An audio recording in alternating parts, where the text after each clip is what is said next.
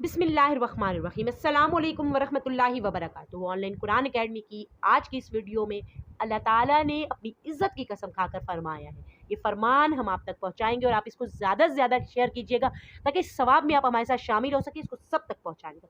हज़रत जाबिर रज़ी अल्लाह अन्हु रवायत करते हैं कि जब बिस्मिल्लाहिर्रहमानिर्रहीम नाजिल हुई तो बादल मशरिक़ की तरफ हट गए, हवा रुक गई, दरिया पुरसुकून हो गया और के ताला ने अपनी कसम खाकर फरमाया कि जिस चीज़ पर मेरा ये नाम बिस्मिल्लाहिर्रहमानिर्रहीम लिया जाएगा उसमें ज़रूर बरकत होगी।